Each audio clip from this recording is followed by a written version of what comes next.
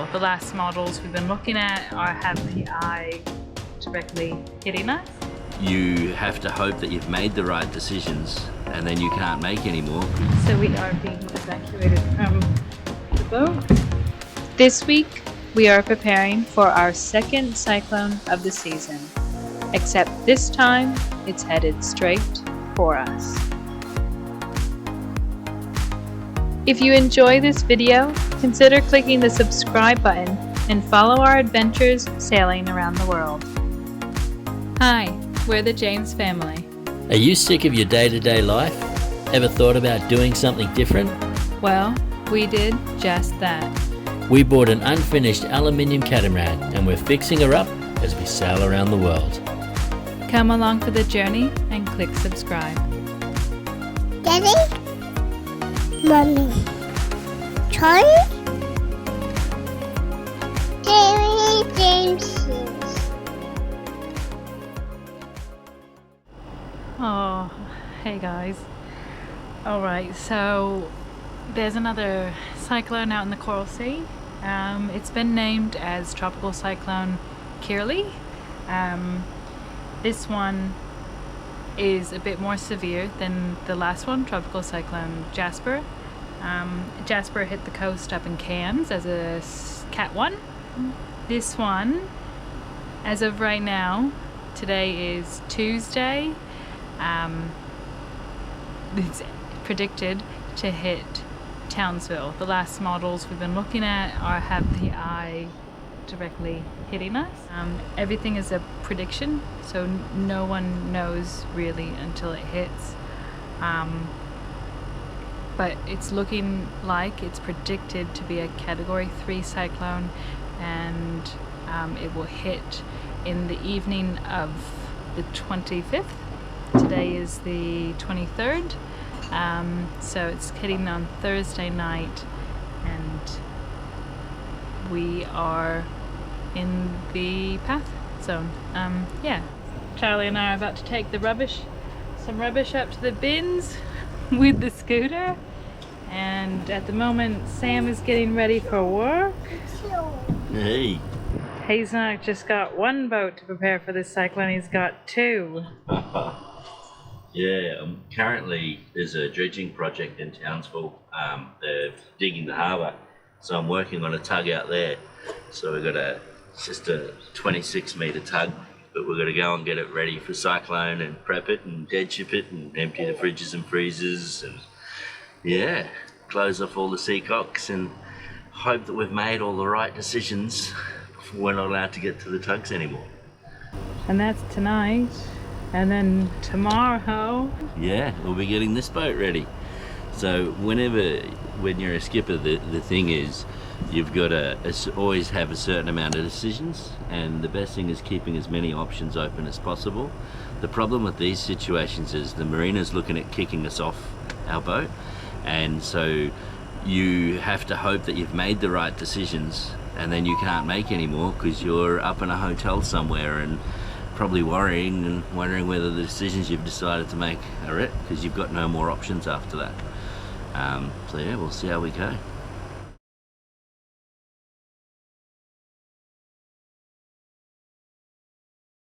So right now we're gonna turn the engine's on, it's in neutral.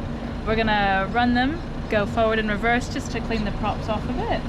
So it's not normally the best way to do them. The best way is to jump in there and give them a bit of scrub and things like that, because your stern tube bearings and stuff like that, there is a little bit of wear doing it this way. It's just because there's a cyclone coming, and just in case we need them, we want it to be nice and clean so we can react to it, and I don't really want to jump in the marina here. So we're just going to do it nice and quick. We'll give us some revs. There's quite a bit of white wireweed growth in that on the hull. It's a crazy amount for the amount of time we've been here. We're just going to run them back and forward and see how we go. Ready? Yep.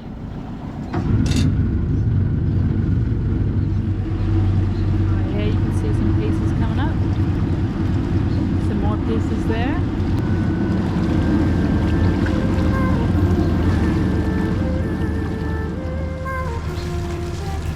After cleaning the props, it's on to other prep jobs. including taking down the sunshades and bringing in items inside, and then chilling out on the wharf with our neighbors, enjoying a beer or two and watching the cyclone sunset. The evening before Jasper, the sunset was a vivid pink. This evening, the evening before Cyclone Kirrily, the sunset is a vivid orange.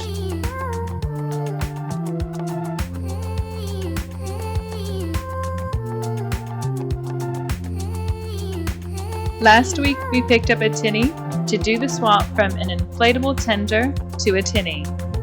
The new tender, the tinny, is on the back of the boat on the davits, and the inflatable is being lashed down to the bow.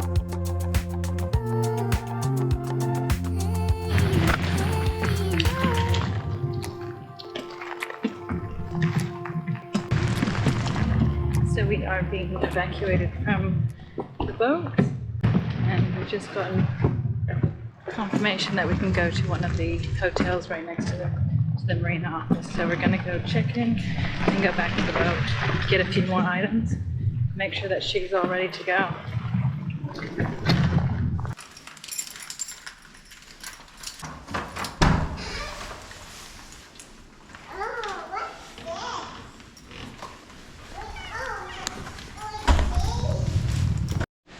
We've just checked into our apartment. So the front door is right there. If we go around the corner, there's a bedroom here, and then a bedroom here with an ensuite, and the view, we've got a view of the marina, and we can see Emma in the far distance there. And then if we come back out this way, there's another bathroom and a laundry. Charlie has figured out the TV. And then we've got a balcony on this side. We've got a balcony on this side. We really wanted, it was super nice. We really wanted a balcony overlooking the marina to be able to keep an eye on things. And so you can see Emma right over there. And then we've got a whole kitchen and everything, which is super cool.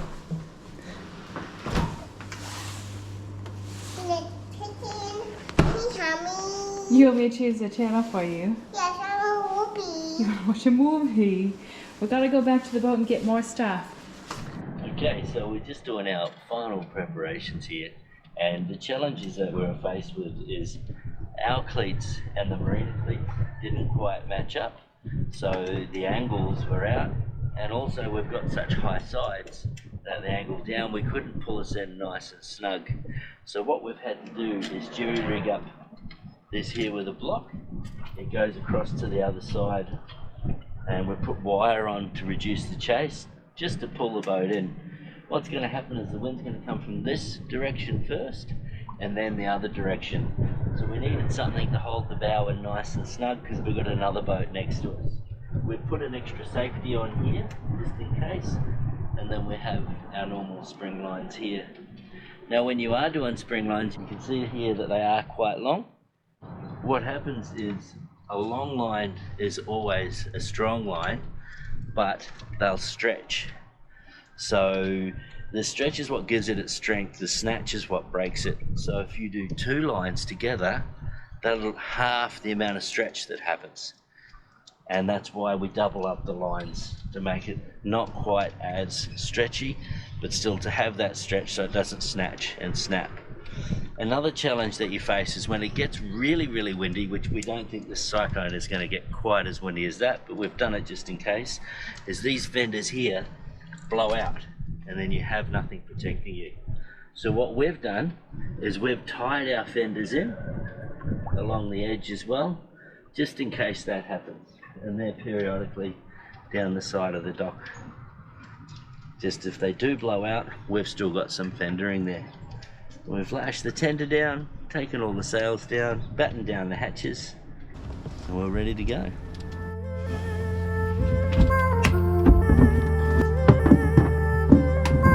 The last things to do before evacuating off Emma is to turn off the seacock's valves, turn things off on the switchboard,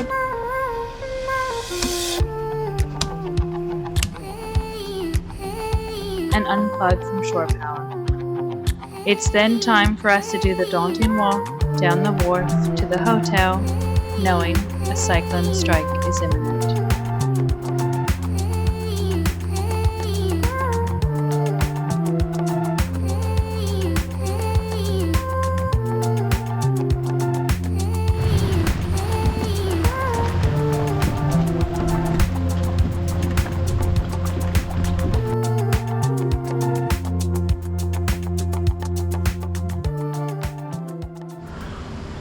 The cyclone has been updated from a Cat 2 to a Cat 3, and there's clears that are shredded here, and there's a bimini over there already that's shredded to bits, and it's coming.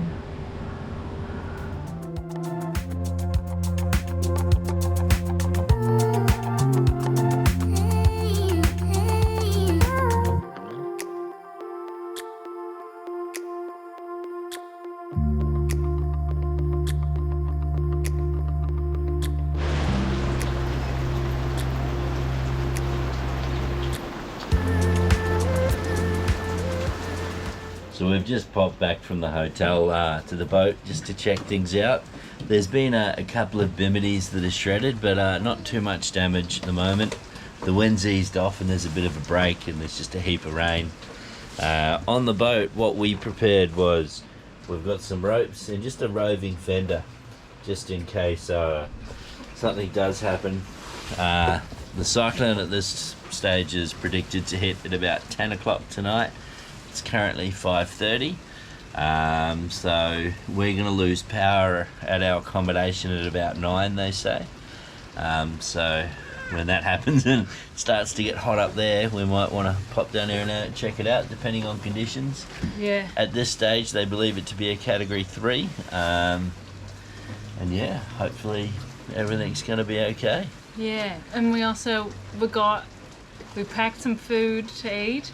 Got to the hotel, opened up the food and started unpacking, and there's a crab in the food. We had a stowaway.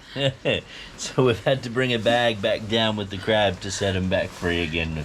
I don't think he's going to enjoy the hotel quite as much as we are. So, telling Charlie that we're going to bring the crab back, and we're walking down here and she's like, we're going to get more crabs? She's here crab hunting at the moment. That is Charlie. It's an unusual view of Charlie, but it is Charlie. Hey, Charlie. There you are. Yes. Anyway, everything's really good down here, so yeah, we're just going to do a final check of all the lines and we'll head back up to the accommodation till we lose power. Yeah.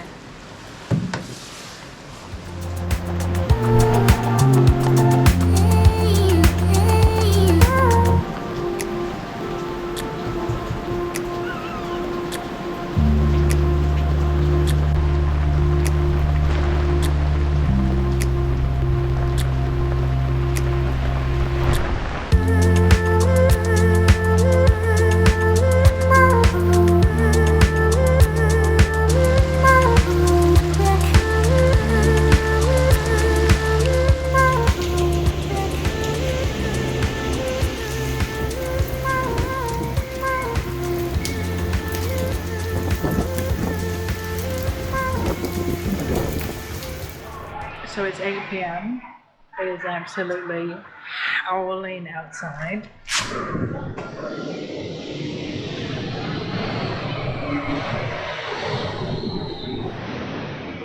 But when the doors are closed, you don't notice it. And Charlie has absolutely no clue because the hotel has Foxtel. So there's been a Shrek marathon going on and now a Puss in Boots marathon, and Charlie is absolutely loving it. And she goes, how you going? So the manager of the accommodation rang us and said that we are due to lose power at 9 p.m.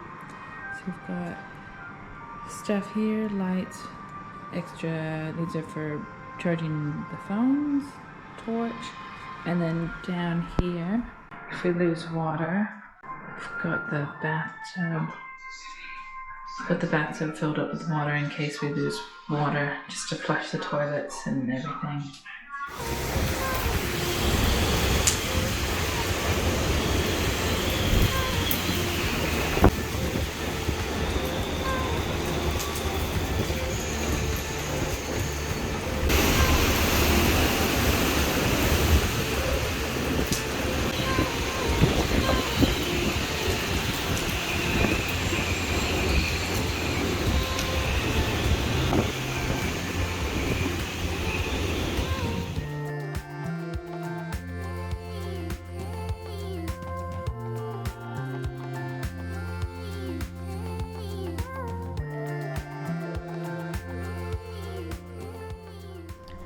Unfortunately, on the strand side, we can see the destruction. There's huge swells. There's a pontoon right here between the trees. There's a sailboat right up there. And then between the trees up there, there's another sailboat that we can see.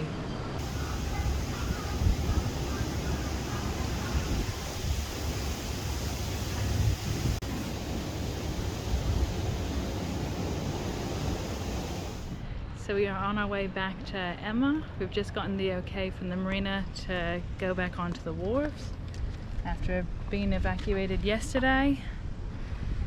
Yeah. Yeah, we've gone past a few boats with a bit of damage, so we'll just have a look at ours and see whether we came through it unscathed or not, and if there's any kind of damage. Yeah. Hopefully not much.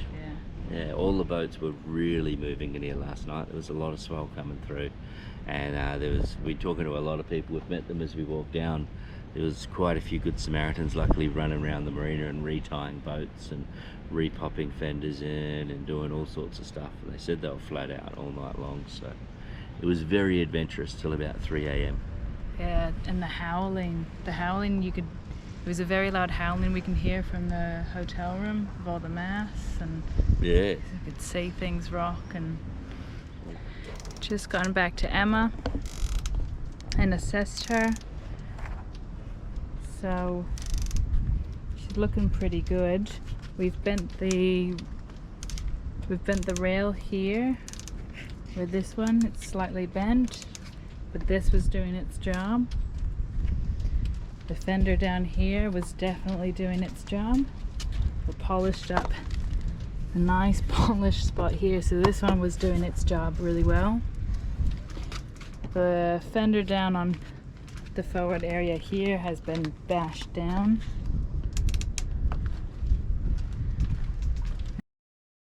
And around the back here on the tender, we've snapped the weld.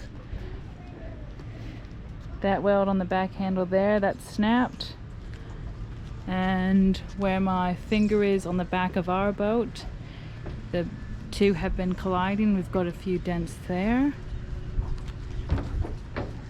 Other than that, the tinny looks good.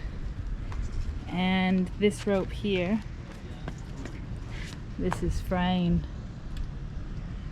Just a little bit of fraying, but it is starting to fray. But other than that, she is doing really well. And there's a slight smell of water inside, so we're gonna go have a look to see where. It's from all the wet stuff that we brought in when it was raining. Oh. The hulls smell fine. Okay. And everything's dry. Brilliant. But yeah, it must just be from when it was raining and we're bringing stuff in wet. It's only in the saloon. Awesome. We are very lucky with this boat. We've been on so many cats when we were looking at purchasing, and a lot of them we checked out in the rain as well. Just that's happened to be the weather of the day, and a lot of them were leaking or had leaks, and Emma doesn't leak at all, none of the windows, so we're really, really grateful. Yeah, very, very grateful. It's been two aluminium Crowthers we checked out in the rain, Emma and the other one. And both those are the only two cats we've ever known not to leak. Yep. But we are super, super happy with how well Emma has come out. Really, really happy. It's a very big relief. So everyone's just sort of coming down to the marina to check on their boats this morning. There's a boat a couple berths down from us. Our neighbors said that the mainsail started to come out, so a few of them went over and lashed down the mainsail. One of our neighbors was starting to, the lines were loosening up and they were coming back onto the wharf and started to bash the wharf. So it's about 6 people, they said, were trying to get the boat forward and pull the lines forward so it wasn't bashing against the wharf. And then they put a big fender there. So a bit of excitement last night.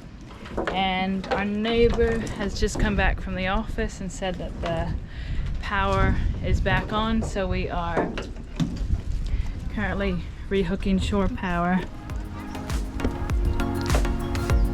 We are very grateful that Emma has come out the other side of Tropical Cyclone Kirrily, a Category 3 cyclone with no major damage. The breakwater marina held up really well, and no boats from the marina sustained major damage. A lot of the damage we saw were fender rubs and torn and shredded biminis. The marina implemented their cyclone procedure and kept tenants and boat owners updated during the whole process. The staff were out and about helping prep, helping tie lines, catch lines of boats coming in, and there was a huge effort of neighbors helping neighbors. Unfortunately, the cyclone did leave a path of destruction and devastation in her wake.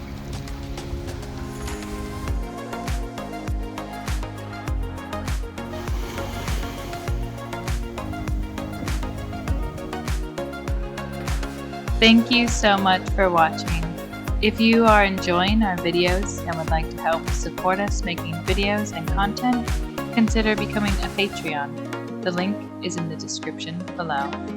And don't forget to click those like and subscribe buttons, and we will see you all next week.